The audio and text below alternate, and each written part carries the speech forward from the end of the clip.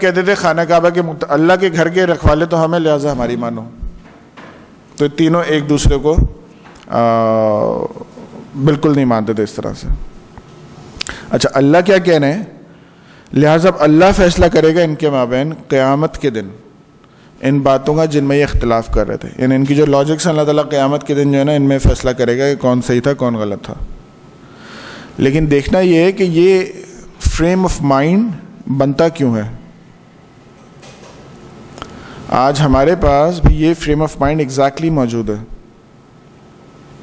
مختلف گروہ ہیں ود ان مسلمس، اور ہر گروہ کیا کہتا ہے کہ دوسرا کسی چیز پہ نہیں ہے، جو میں ہوں وہ صحیح ہوں.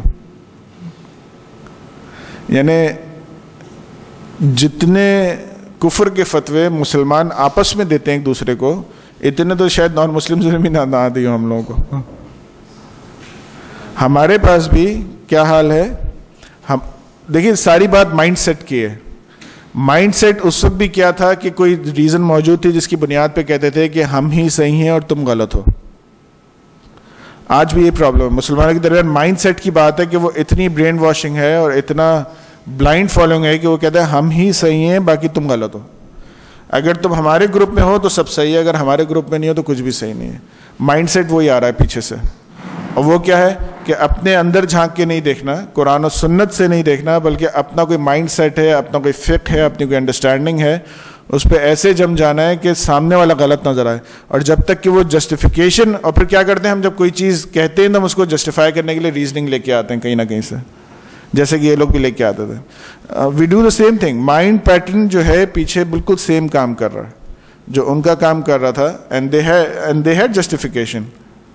اور ہمارے پاس بھی جسٹیفیکیشن کیا ہے کہ ہم کہتے ہیں کہ میں اس فقہ ہوں، یہ فقہ یوں ہے، اتنا پرانا ہے، اتنے علماء ہیں، یہ چیزیں، لہٰذا ہم صحیح ہیں. اگر ہمیں نہیں فالو کرتے تم غلط ہو. کسی ایک کو فالو کرو گے، کسی ایک کو فالو نہیں کرو گے تو تم بہکے ہوئے ہو. میرا یعنی ایک جگہ تراویح میں گیا، دوست کے گھر پہ تھی، اس کا بھائی حافظ بنا تو اس نے انوائٹ کیا. ایک دن چلا گیا اس کے تراویح پہ. پرانے اسکول کے دوست مل گئے وہاں پہ سارے. تو ان میں سے ایک دو اور بھی تھے جو ماشاءاللہ دین کی طرف کافی آ چکے تھے. تو بڑے اچھے سے ملا ایک دوست نا، بہت اچھے سے ملا. ملنے کے بعد جب تھوڑی سی بات چیت شروع ہوئی، چیزیں نکلی آگے، تو کسی نے مجھ سے وہاں سوال پوچھا کچھ، میں نے اس کا جواب دیا. اور سوال یہی تھا کہ یار آج کل یہ جو ہے نا کہ کسی ایک کو فالو کرنا ہے، اس کے بارے میں آپ کی کیا رائے ہے. تو اس کے اوپر میری جو رائے تھی میں نے اس کے سامنے پیش کر دی. وہ اتنا پرانا دوست جو اتنے سالوں بعد ملا تھا اور اتنے اچھے سے ملا تھا، وہ مجھے لٹرلی تقریباً مارنے پہ آ گیا تھا. اتنا پکا ہو چکا تھا. اب مجھے تو کوئی آئیڈیا نہیں تھا نا کہ میری بات سے اس کو اتنا ہرٹ ہوگا کہ اتنے سالوں بعد ملے تھے. باقاعدہ لڑنے پہ آ گیا تھا. باقی دوستوں اس کو پکڑا کہ بھائی کیا کر رہے ہو یار. تو اتنا ہم پکے ہو جاتے ہیں کہ بس ہم ہی صحیح ہیں. جیسے ہدایت کا فیصلہ ہم نے کرنا ہے، جنت دوزخ ہمارے ہاتھ میں آ گئی. ہم فیصلہ کریں گے تم جہنمی ہو تم جنتی ہو.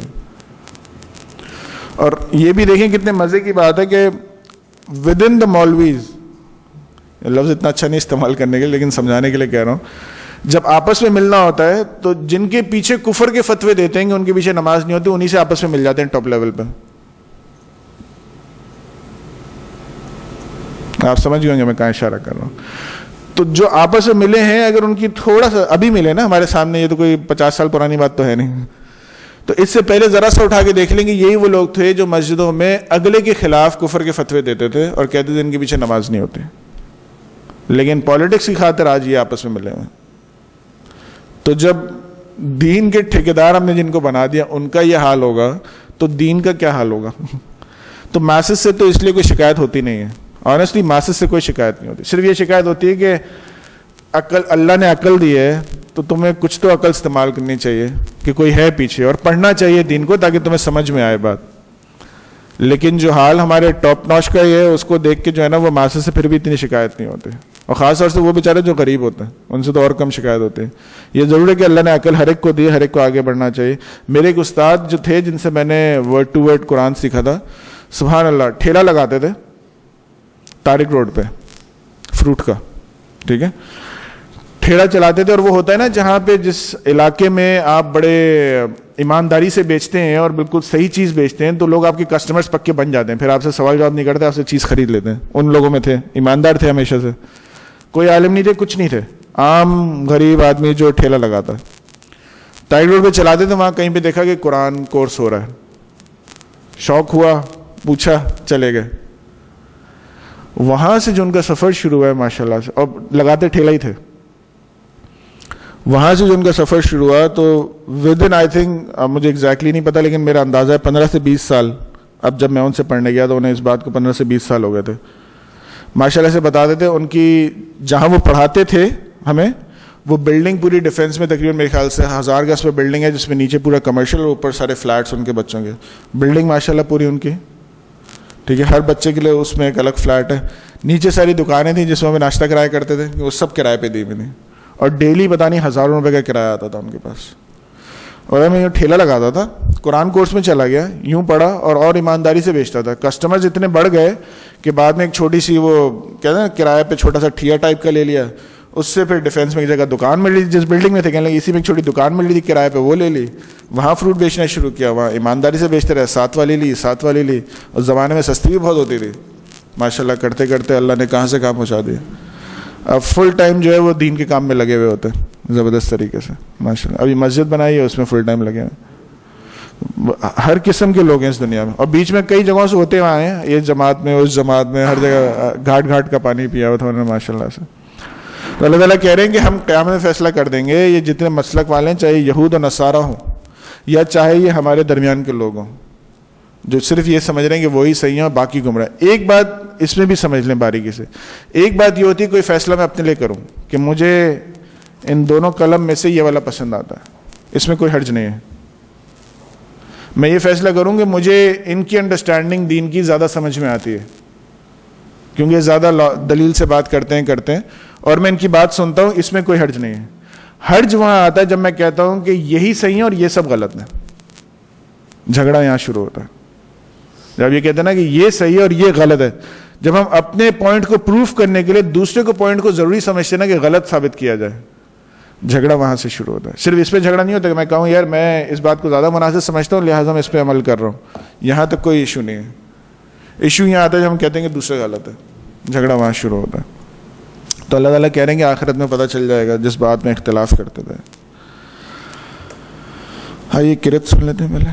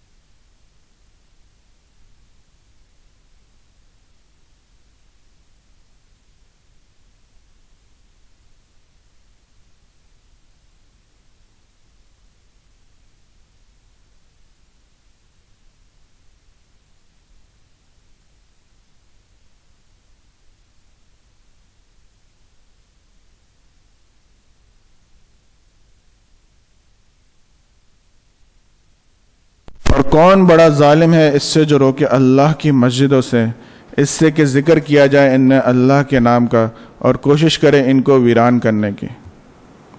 کون ہے؟ سوچئے ہمارے پاس کتنی مسجد ہیں؟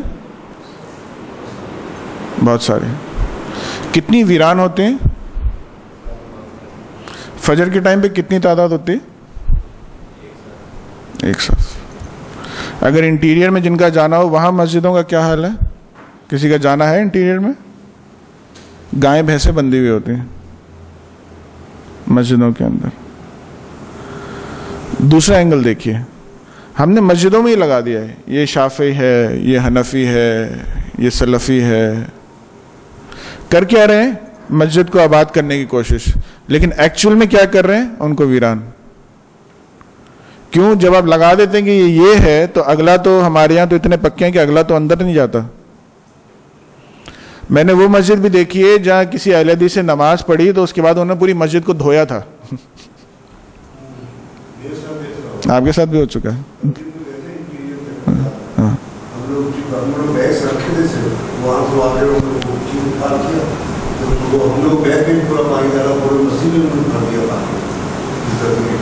مسجد دھوتے ہیں, ایک مسلمان نماز پڑھے اس میں تو مسجد دھوتے ہیں. مسجد میں جائیں گے آپ اس طرح کی مسجد میں جس مسجد میں پہلے ہی کچھ لگ گیا ہو اللہ کے نام کے علاوہ کچھ اور, جو کہ دوسروں کو آلریڈی اریٹیٹ کرتا ہو, اور لگایا ہی اس لیے جاتا ہے خاص کہ اپنا وہ پکا دکھا دیں کہ ہم تو یہ ہیں. یہ ویران کر رہے ہیں یا بات کر رہے ہیں؟ ویران کر رہے ہیں. ہاں تو وہاں کو وہاں کون سے ہم سے برے؟ ہر جگہ ہوتا ہے, ہر جگہ ہوتا ہے. نہیں میرے دوست امریکہ میں تو پتا ہے وہاں بھی ہوتا ہے, ایسا نہیں ہے. ہاں کرتے مسلمان ہی, اور کون کرے گا؟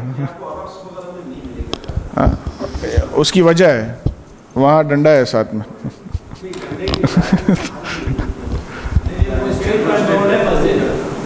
وہاں اسٹیٹ کا ہولڈ ہے, سیدھی سی بات ہے, وہاں وہ کر نہیں سکتے اس کو.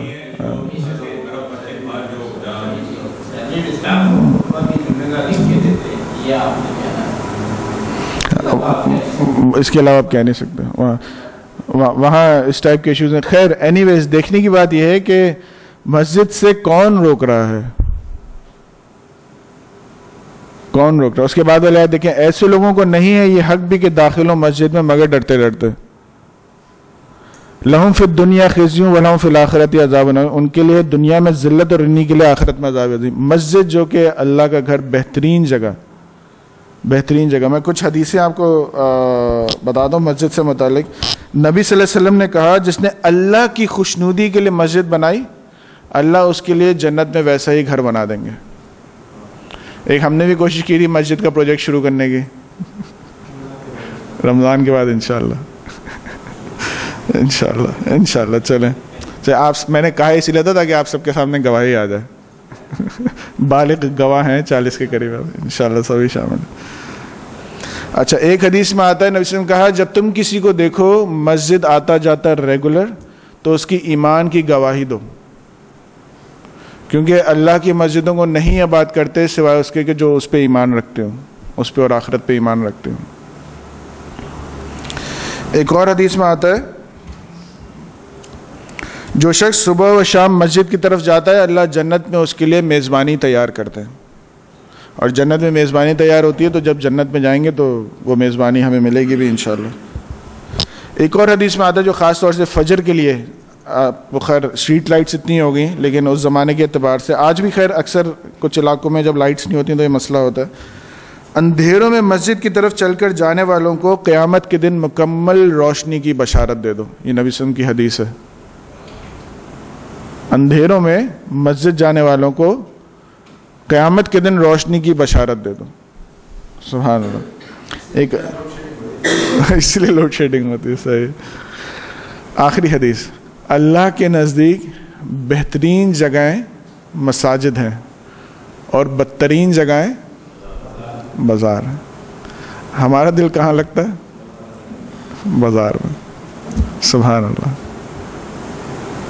سوچے تو صحیح, ہم دماغی طور پہ تو ہم مفلوج ہو چکے ہیں, دلی طور پہ بھی مفلوج ہے.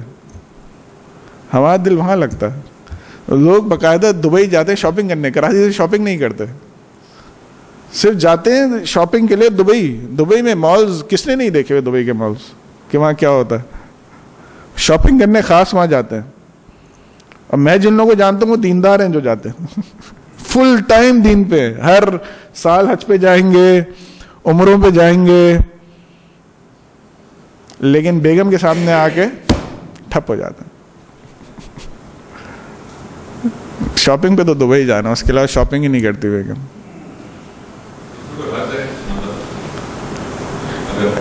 دبئی شاپنگ پہ جانا, ہاں کراچی میں جو ضرورت کی چیز ہے, ضرورت. ایک ونڈو شاپنگ ہوتی ہے ہمارے یہاں جو مالز میں کی جاتی ہے. آپ سوچیں نا, آپ دبئی کے لیے شاپنگ جا رہے ہیں, نمبر آف آورز جو آپ پلین میں ٹریولنگ میں اور نمبر آف پیسے جو آپ خرچ کر رہے ہیں, دیٹ ڈزنٹ میک سینس.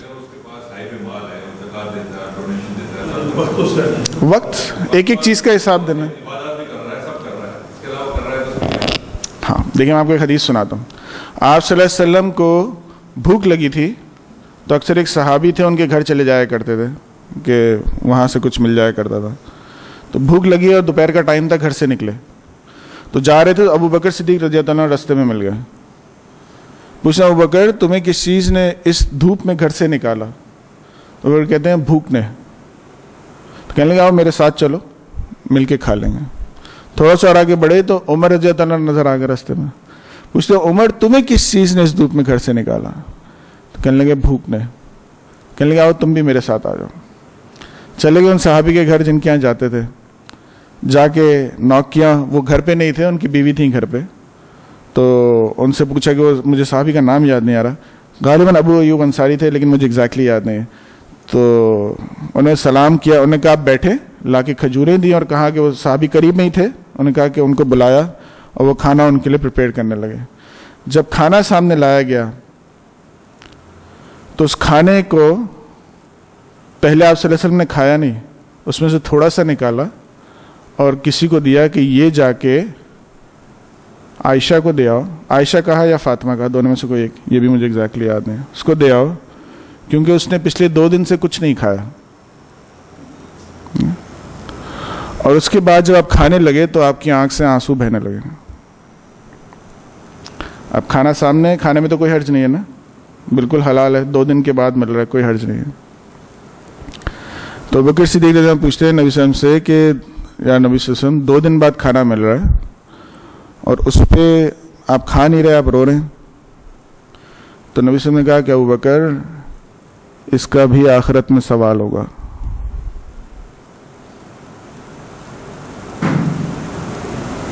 دو دن بعد جو کھانا مل رہا ہے اس کا بھی آخرت میں سوال ہوگا.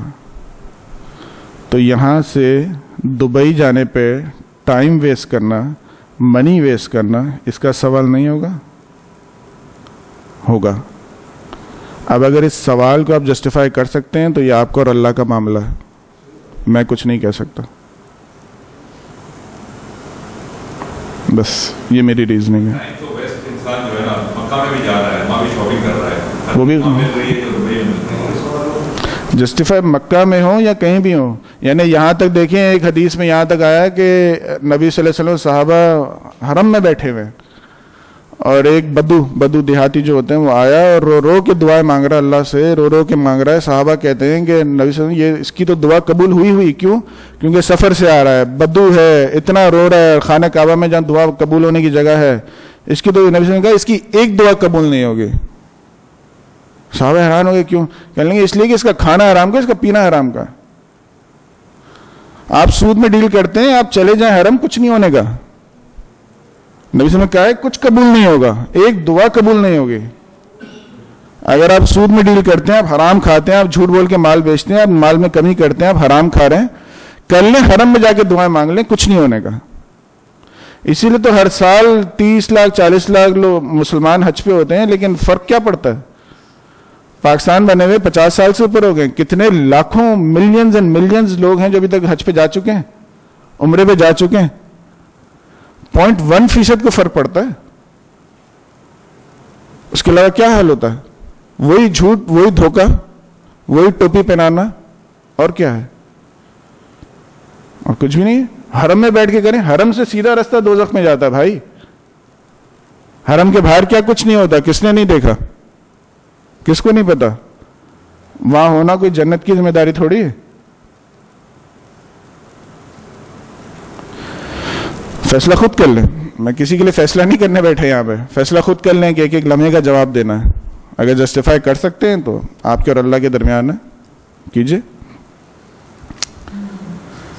اچھا، اب دیکھتے ہیں اس اینگل سے کہ کرسچنز کیا کرتے تھے. کرسچنز نے یہودیوں کو بیت المقدس سے نکالا تھا مار مار کے، اور بیت المقدس میں جو ہے وہ پھر غلاظتیں قسم کی پھینکی تھیں اور پھر اس کو بند کر دیا تھا. وہ یوز نہیں ہوتی تھی جب تک کہ آپ صلی اللہ علیہ وسلم کی بعثت ہوئی. وہ تو پٹتے ہی رہے نا یہودی، تو وہ تو پٹے ہوئے زمانے میں بھی